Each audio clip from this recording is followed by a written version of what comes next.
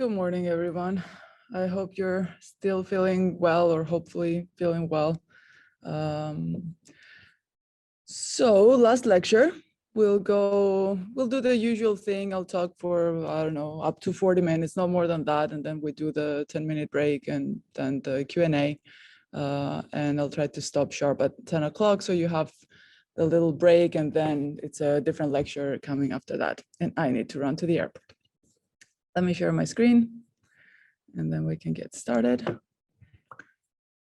Shout if you cannot see, or also you can just unmute yourself or raise your hand if you have any questions. It's hard for me to look at the chat as I'm talking, but maybe Alex can let me know if there's something in the chat. Okay, so let me remind you, I mentioned some of the kind of introductory nuclear properties and exotic phenomena in terms of rare isotopes on the first day, and then we saw where nuclear physics plays a role in the various astrophysical processes. That was the first day. And then the second day, we spent looking at how do we directly measure important nuclear reactions. We didn't cover all kinds of reactions. It was mostly capture reactions because these are the most common, let's say, reactions, but there's a lot of other types of reactions that we didn't cover. And we saw some of the tools we use, some of the facilities we use, and so on, and how we put it all together in terms of what is needed, what energies are needed for the astrophysical environment, and so on.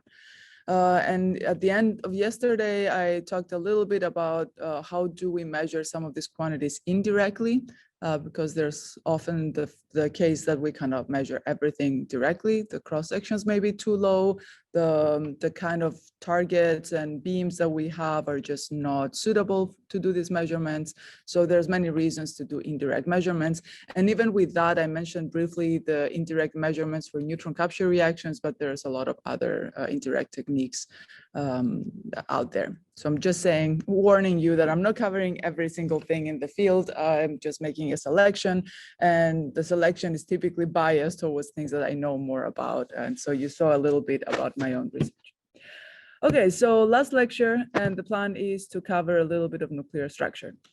What parts of nuclear structure would be more important for astrophysical events and processes? And I will start reminding you, we saw this plot before on the first day, so I just wanted to start with something you're familiar with, and remind you that especially on the neutron-rich side, when we talk about the S and the R process, we saw the connection between where that process finds one of the magic numbers, like here the pink line finds the magic number n equals 82. Right here, and then that is what forms a peak in the abundance pattern that we see in nature. It's a beautiful connection there to see this connection. And then the same, of course, is happening for the S process, but because the process finds the magic number a little higher in mass, the abundance peak shows up a little bit higher in mass. The same is true for n equals 126 out here. This would form a peak, the next R process peak, and so on. Not and so on, we're running out of magic numbers, so this is kind of it. So I mentioned that a lot of these processes, the nuclear structure processes, it's more of an expectation based on what we know from the stable isotopes and the few that we measured moving away from the stable isotopes, but they're not all set in stone because we don't have experimental data for all of them. I would say that for n equals 82, we know quite a lot. I would say this is probably a robust magic number, more or less. So we know a little bit, but not everything for sure. So the first aim of the new facility of FRIP is to go into these nuclei and study their structure and also reactions, but study the structure and see how that changes when we go there. Now, things are different when you go to n equals 126, because out there, we really do not have access to this nuclei at all. So right now, it's 100% theoretical predictions in terms of what's going on there, and we'll have to wait and see. Some of these nuclei will be available at FRIP, some will be available at a new facility that is right now under construction at Argonne National Lab. They are called They call it the N equals 126 factory. So they found some kind of a reaction mechanism and separation technique to produce and isolate some of these N equals 126 nuclei. So if they do succeed, and when that facility is ready, then we'll have access to some more. So the field is trying to get into that direction. That's what I'm saying. Okay, so I'll go back to how we study the structure of these nuclei, and I'll remind you of some of the things we talked about already in terms of separation energies, and then dive a little bit into how we do these measurements. So this is a plot that we saw similar plots on the first day. This is the 2 neutron separation energy versus neutron number.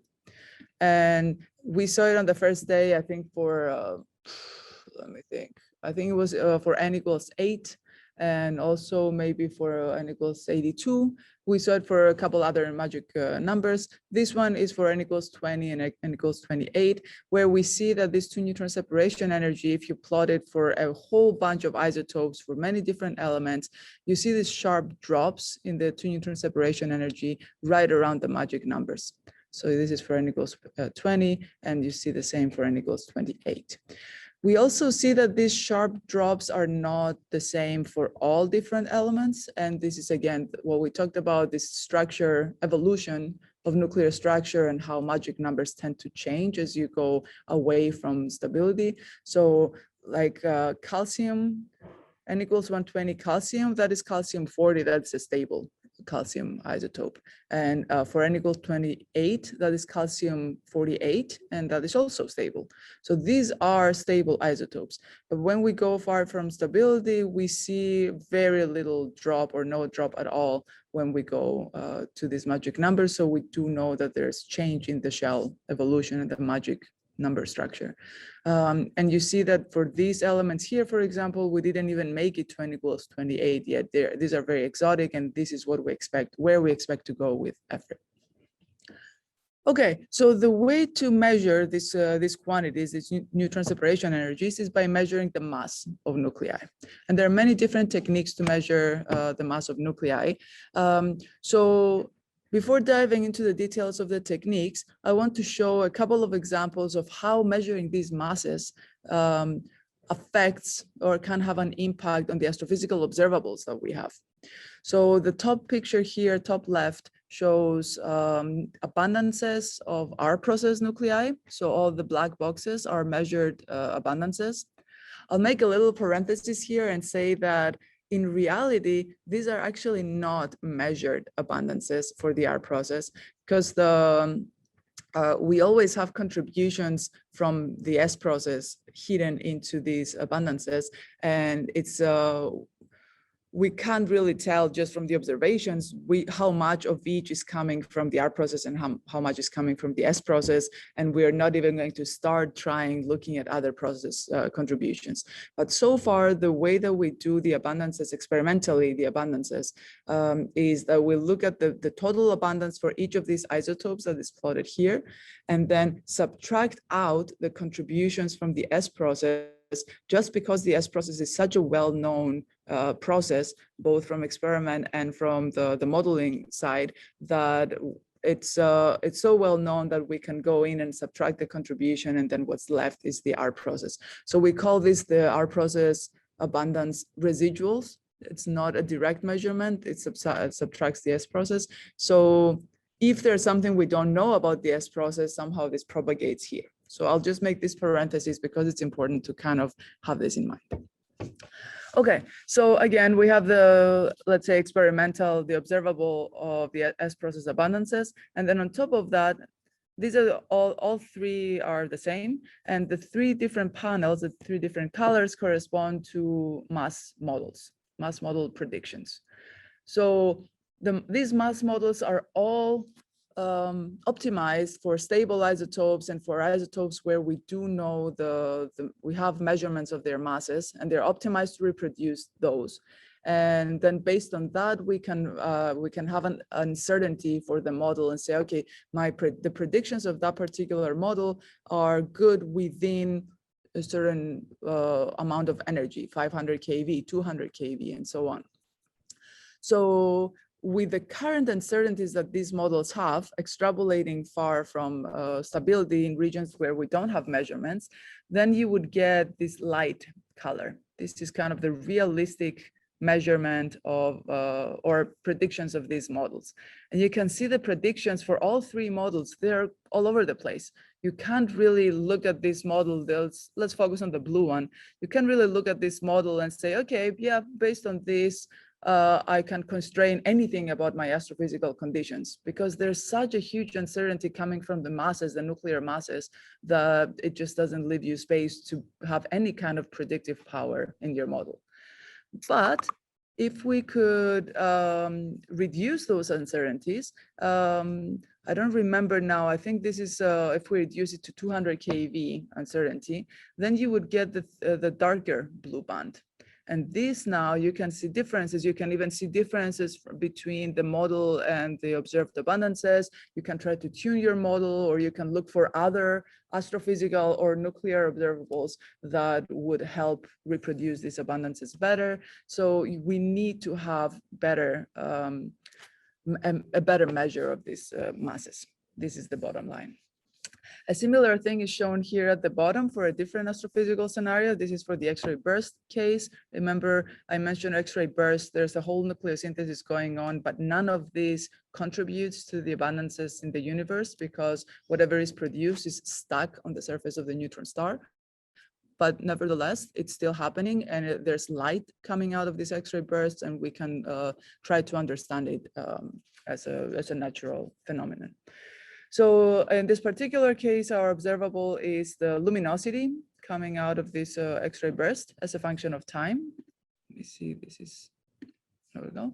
So luminosity is a function of time.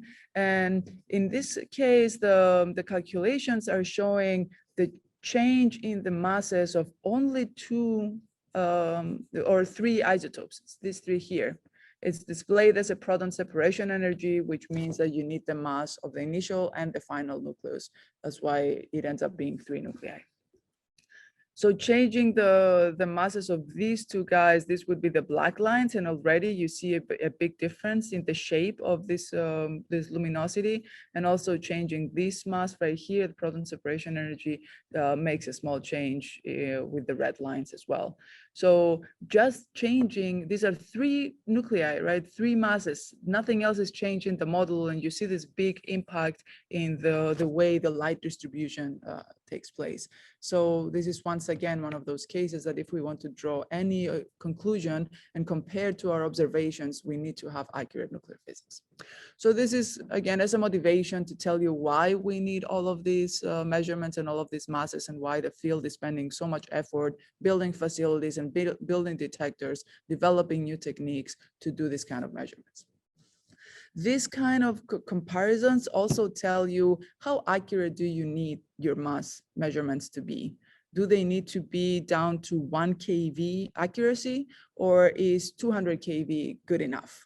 And I would say, just looking at this plot here, which is the thick band is an accuracy of 200 keV, I would say that for most cases, a 200 keV accuracy is probably good enough, but not for everything. For the R process, this is good enough because we have so many other open questions that you know, we kind of need everything. For other problems where you have a lot of accuracy or in all of your other quantities, then you need to do a better job in your mass measurements. But again, you need to figure out what accuracy do you need. And once you figure out the accuracy, then you can choose the right technique to do your measurement. So this is a nice plot from a former MSU student. He's now faculty at Ohio University, Zach Meisel. And he made this nice plot showing what is the precision of a technique, a mass measurement technique, versus how long it takes to do the actual measurement. And not surprisingly, the longer time you spend on a technique, the more accuracy you could have. And if you have quick measurements, then those will have less accuracy.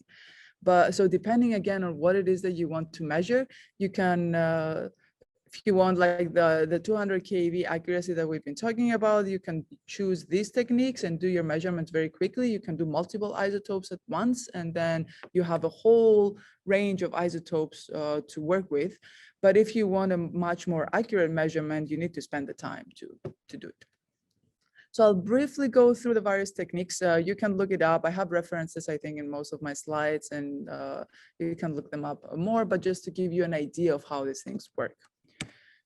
Okay, so the most accurate technique we have right now is a technique where you get your isotopes and you trap them in a trap that is called a penning trap that has electric and magnetic fields to confine the isotopes. So you have to slow them down very much and then inject them into the trap, and then they do some kind of a motion in the trap.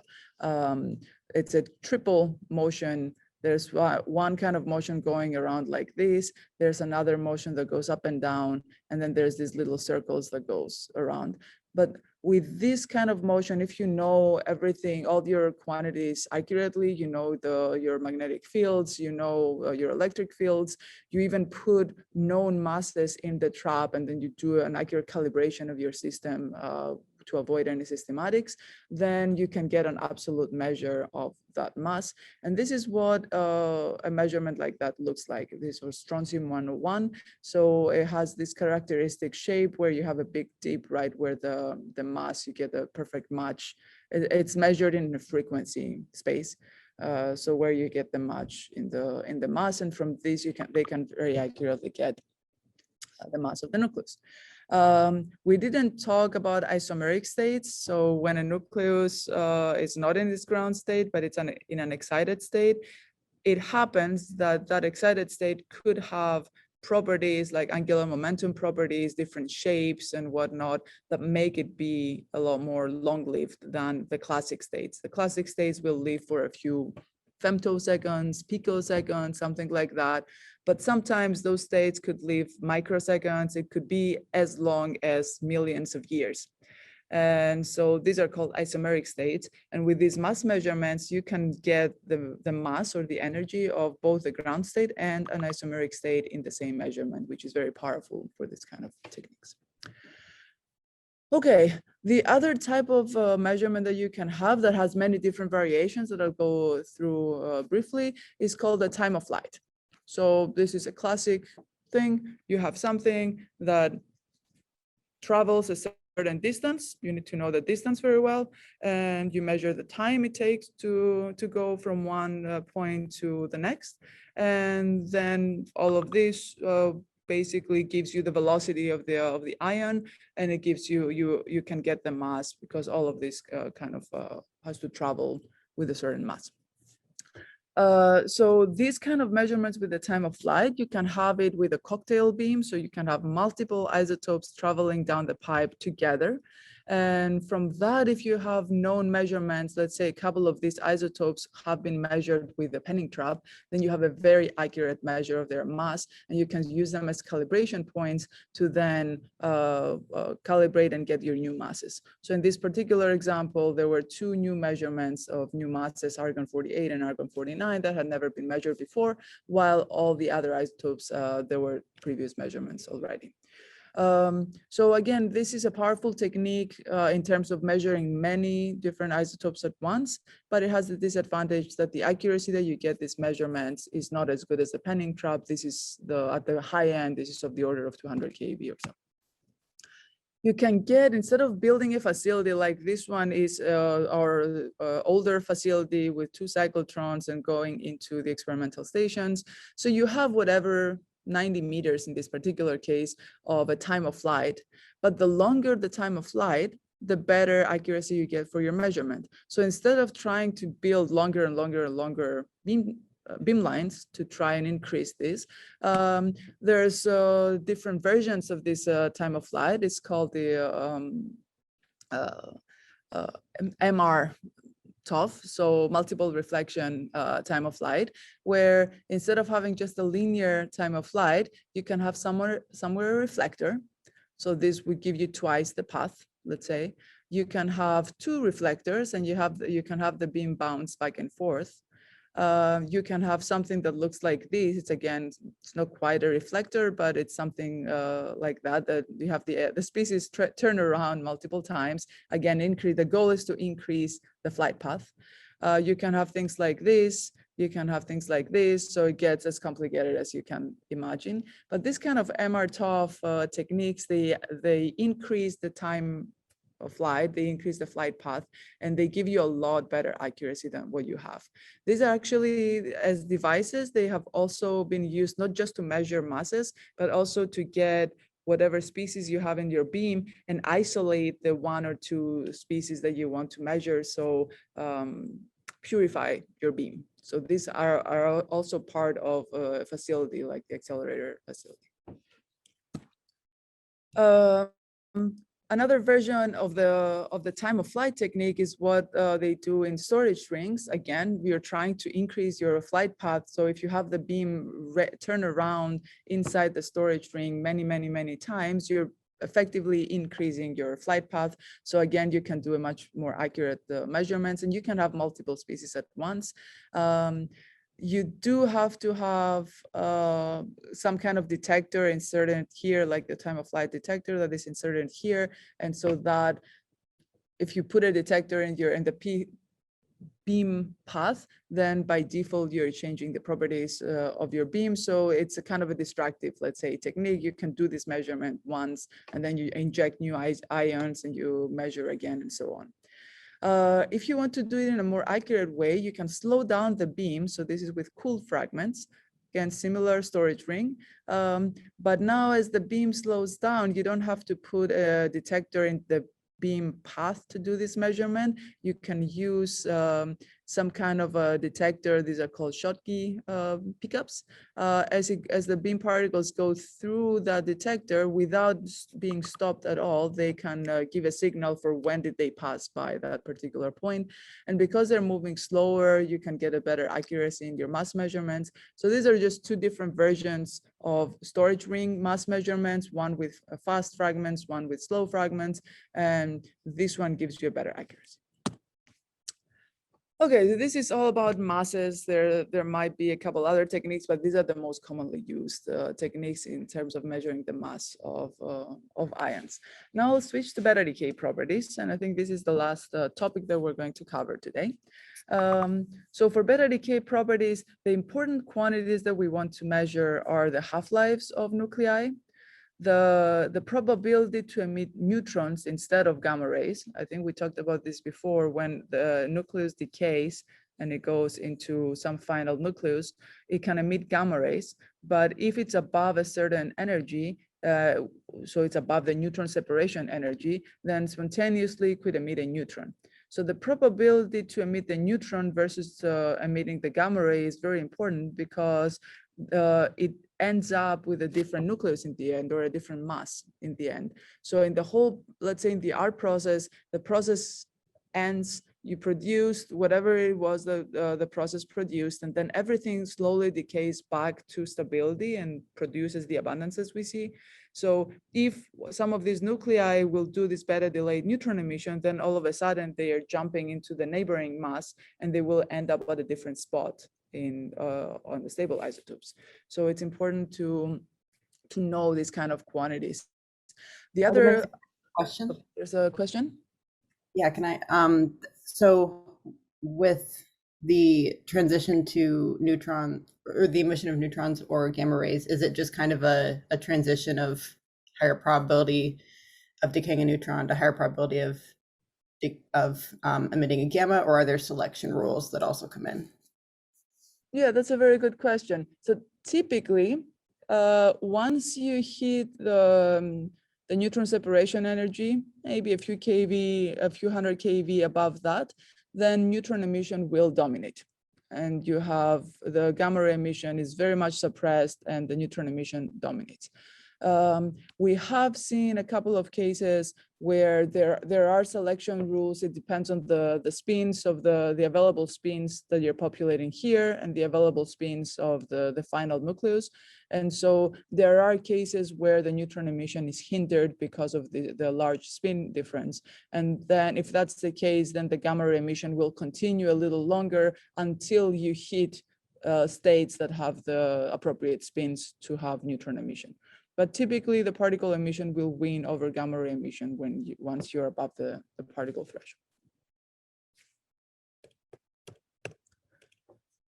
Okay, so, oh yeah, the last point I wanted to make with the neutrons is that it's not just that it changes the mass of the nucleus and what you end up with, but there's also neutrons then emitted in the astrophysical environment that then can cause more neutron capture reactions. So these are called the delay time neutron captures, and they can also change the composition of the environment at later times. Okay, so let me show you again a little bit the impact of these different properties and why we want to measure it. So I think I'll just focus on the right-hand side. It's the same plots as I showed with the masses, but now it's 3 different models that predict different half-lives for the nucleus. And once again, you see the large range of predictions and how we need to make that smaller if we want to be able to reproduce the abundances or learn something about the conditions that produce these abundances. So it's a very similar story. So typically the half-lives, there's a burst of new half-lives as soon as a new facility comes online, because measuring the half-life of a nucleus is actually pretty straightforward. As long as you can produce the nucleus, you implant it into your detector, and then you watch the decay over time. And so it doesn't require a lot of statistics to do it, and you can do it very quickly. So as an example, I'm showing here from 2015, as soon as the new RIKEN facility in Japan came online, they produced a whole lot of new isotopes that they had never been measured before. And you can see here in this plot, when I talk about a cocktail beam, so these are all different species of isotopes coming down the pipe all at once. And you can see here circles of new isotopes that were measured. Actually, no, these are the ones that are marked here. The new isotopes, anything on the right-hand side of this red line, these are all new isotopes that had never been measured before. So this was a burst of new information all at once. And this is kind of what we expect with FRIP. We are not there yet. We just ran only the first experiment, but we expect that we will have something like this. And immediately they could put it into their astrophysical model. And so the red line is the calculation, the astrophysical calculation without these new half-lives. And then once they put the new half-lives in, you can see how now it matches the abundances. And again, this is for specific astrophysical conditions. If we go in and we measure a different set of masses, maybe this will change things. And again, we need to adapt our astrophysical conditions to match. So this is how we learn about the astrophysical environment. Yeah, Erin, go ahead. The plot on the left, it almost looks like, a lot of the nuclei have a shadow almost. Is there a reason? Good eye, good observation. So in these experiments, for the lighter masses, for our nuclei at these energies, so I don't know, 150, 200 MeV per nucleon, all of the electrons of the nucleus are completely stripped, and you just have the bare nucleus coming down the pipe. But when you go to heavier masses, like this guy are considered kind of medium heavy nuclei, you can have cases where not all of the electrons are 100% stripped, but you can have maybe 1 leftover electron or 2 leftover electrons. So this would have a different charge. So as they come down the pipe, what defines their path is the magnetic rigidity of the magnets, of the separator magnets that will deliver your species. So you end up with a little bit of a different time that it takes the different species to get there, depending on what charge they have. So even though maybe it's the same isotope, it shows up at a different spot because it has a different velocity in the end. And so what we have here, the shadows that they have here, is just different charge states from different isotopes. Very good eye. And this is a problem. This is a big problem in the field, to try and isolate them and not have the charge state cause background in these measurements. Okay, so other than the half-life, we also can do detailed spectroscopy of this nuclei. I showed on the first day what we were doing in terms of measuring, for example, the first excited state, going back to the ground state. You can do a lot more complicated things than just the first excited state and learn a lot about the structure of this nuclei. And to do that, you need detectors that will have high resolution, energy resolution, so you can identify one by one all of those gamma rays. So compared to what we were talking about yesterday, this would be a similar setup as what we would use with the angular distributions technique, where you need to measure one by one all the individual gamma rays. And so you can do this with nice detectors. This is a detector that we have at MSU, has been used for many years. This is a detector that was built at Triumph in Vancouver. And there's the new generation. I don't remember if I have it here. Yeah, the new generation detectors are called, oh, I don't have the name here. Oh, Gratina, there it is. So Gratina is the new generation detector, and in Europe we have Agata. It's the same kind of technology. They're again these high resolution germanium detectors. So they're called high purity germanium detectors. And these detectors, they can have a very good accuracy in terms of the energy. They try to cover a 4 pi angular coverage, and then they can also track where the gamma ray goes. If it Compton scatters and goes into the neighboring detector and so on, they can do this tracking and then go back and reconstruct exactly the location where this emission happened. So these are very powerful devices, and these are so expensive devices that it's not coming from a particular lab or for a particular lab. These are community devices. Agata travels all around Europe to the European labs. Gratina, it used to go between EFRE, Argonne National Lab, and Oak Ridge. Now, since Oak Ridge closed, it goes back and forth between Argonne and EFRE. I also have a different kind of detector down here. It's a cute design, and it made it on the cover of Nature. These are scintillators, not germanium detectors. So these scintillators, it's a completely different technology. It's when when energy is deposited in the detector, it emits light, and we can detect that light. And so the energy resolution is not as good, but you can cover a lot more angular coverage in a lot of more efficient way than the germanium detectors.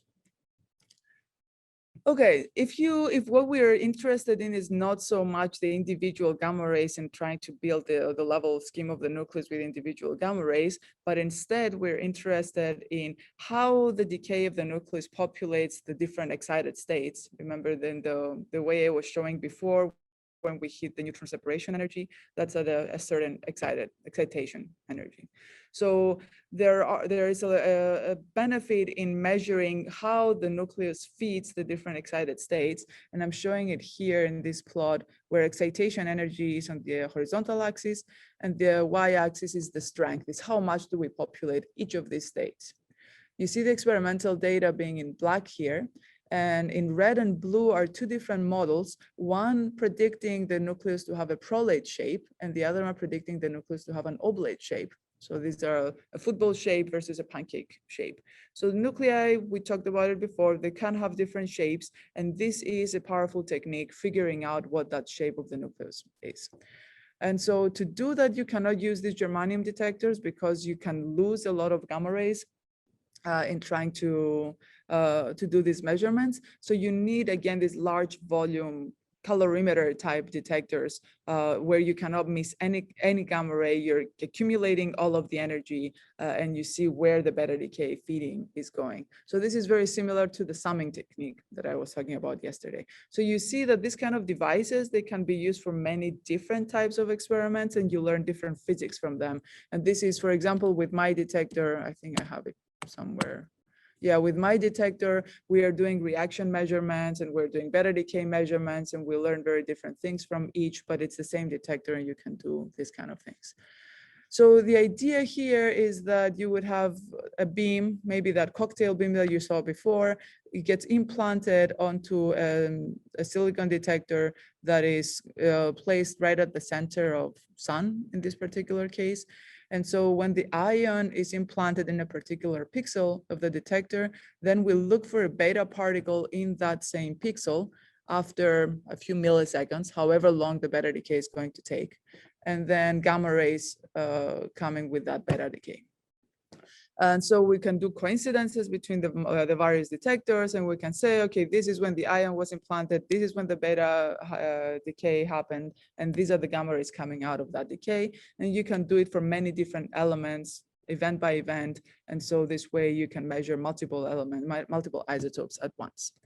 So this shows you a result that we had with our measurement, where again, excitation energy versus beta decay intensity. And it's a cumulative plot, so it's the running sum of this intensity. So this is the results of the experiment. And we didn't want to compare in terms of the shape of the nucleus and so on. We wanted to compare to what astrophysicists are using right now for this particular nucleus. And what the astrophysicists use right now is this blue line. So it's clear that we don't agree with these models. And so this is, again, I think there was a question yesterday in terms of what do we need from theory? Well, we need to do better than something like this. And it's hard because these theories are global theories and they predict 1,000 nuclei all at once. So you cannot expect that theory to reproduce every single nucleus in the similar accuracy. But still, I would think naively as an experimentalist, I would hope that we can do better than just this. Okay, and the final topic I'm going to cover is the importance of neutron emission. So again, these are different abundance calculations, and the blue line shows you with beta delayed neutron emission, and the red line shows you the calculation without the beta delayed neutron emission. And sometimes it has a bigger effect and sometimes it's a smaller effect. So these are particular astrophysical calculations for a supernova, so the hot wind, high temperatures, and we don't see a huge effect here. But if you go to colder temperatures, then you do see a big effect. Even here, look at that, this is a huge impact. And for neutron star mergers, it's maybe something in between. So again, with this, we can tell if a quantity is important, and to me, it looks like it is important, and that's why we need to measure it. So for the beta delayed neutron emissions, as the name implies, we would need to measure neutrons, and there are many different ways to measure the neutrons directly. So there's scintillator type detectors, plastic scintillator typically shaped here as a moon shape, or like trying to get into a sphere, or even trying to get into a 4-pi configuration. So there are many different ways to do that. I'm going to show one new technique that I find fascinating. Again, I've never done an experiment with this technique before, but I just find it very interesting. So it's a technique called the Paul trap, developed at Argonne National Lab, where they would have their nucleus placed here in the center. And when beta decay happens, if it's just beta decay emitting a gamma ray, no neutron emitted at all, then you would expect to have the beta flies in one direction, and the ion gets a tiny little kick, and it will get detected in a different direction. But if there's a neutron emitted, then the ion will get a much larger kick. So trying to measure the speed, basically the time of flight of that ion, you will measure that time of flight come much faster because it got a bigger kick from the neutron. So this shows up here. It's the ions following beta N emission, so the neutron emission, they come much faster. This is time, so they come much faster. And the ions that are just following beta decay, they come much slower. So you can get from this ratio here, you can figure out how many of your ions have a neutron emission without ever measuring the neutron. Neutrons are annoying to measure, and so without measuring the neutron, they can get this information, which is pretty cool.